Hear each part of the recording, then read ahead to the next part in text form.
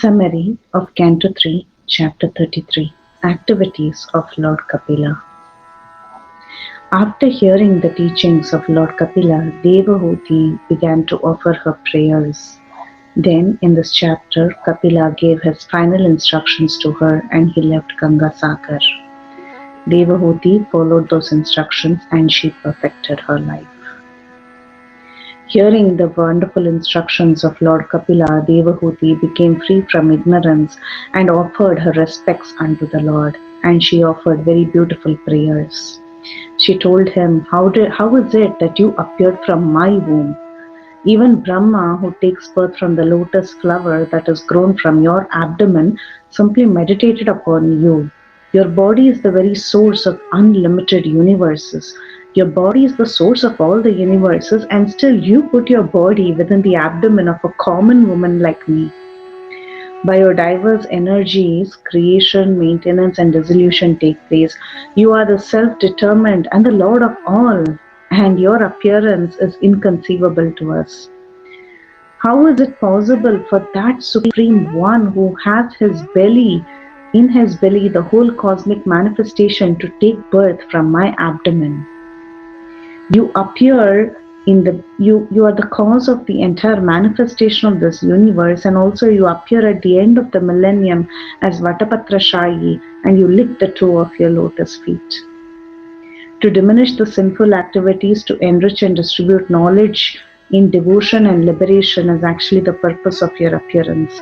Even a Chandala who chants the name, hears, remembers, and offers obeisances to the Lord immediately becomes purified to perform Vedic sacrifices.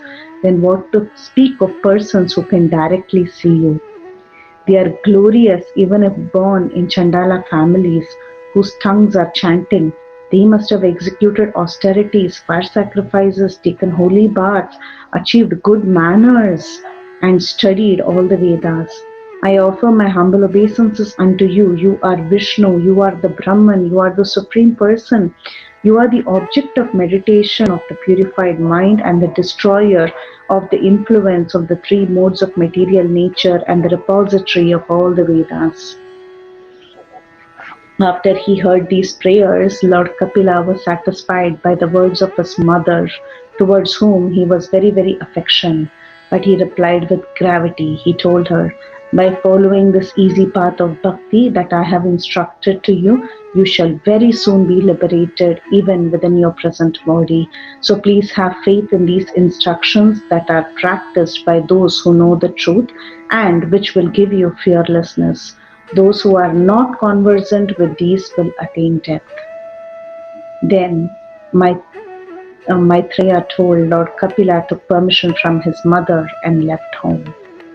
After that, Devahuti achieved perfection. As instructed by Lord Kapila, she engaged in bhakti in that very house of Kartama Muni. Due to intense austerities, her body became thin and her hair was matted. The opulence of the home of Kardama was sometimes envied by higher denizens. There were white bed sheets and mattresses, ivory chairs and benches covered by cloths of lace and golden filigree, and golden couches which had very soft pillows. There were first-class marble walls which were decorated with valuable jewels producing light. The female members were all amply decorated with jewelry. Beautiful gardens, sweet, fragrant flowers, and many fruit-bearing trees were present. The whole atmosphere was as pleasing as possible.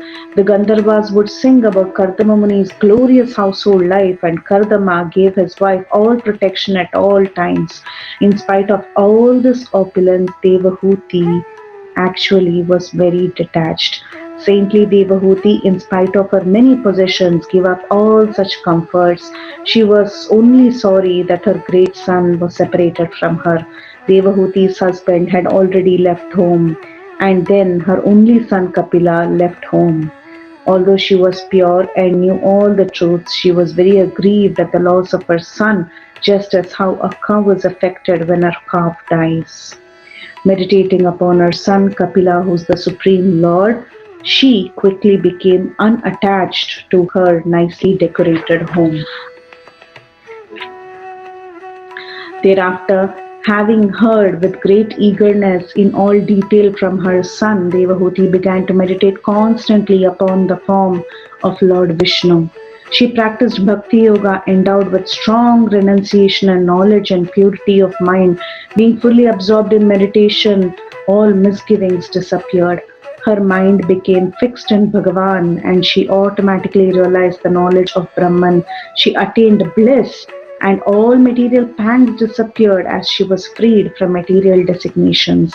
Devahuti fixed her mind on the full Swarupa of the Lord.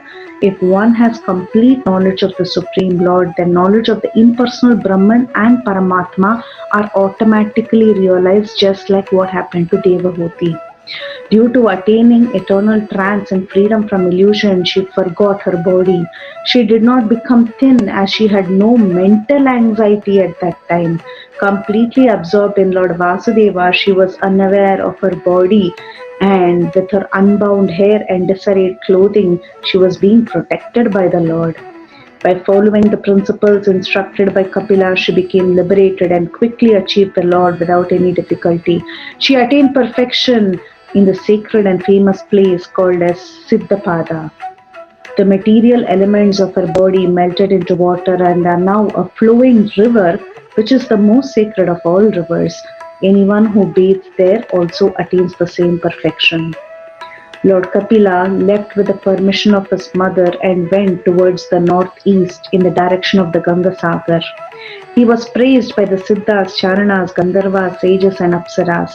The ocean offered him oblations and a place of residence. Even now, Lord Kapila is staying there in trance for the deliverance of the three worlds, and all the acharyas of the system of Sankhya philosophy are worshipping him. The Palashruti of this entire section is that this is the purest of all pure discourses. One who hears, reads, or expounds this knowledge becomes a devotee and attains the lotus feet of the abode of the Lord who is carried by Garuda. Hare Krishna. This completes the third canto. This also completes Canto 3, Chapter 33, Activities of Lord Kapila.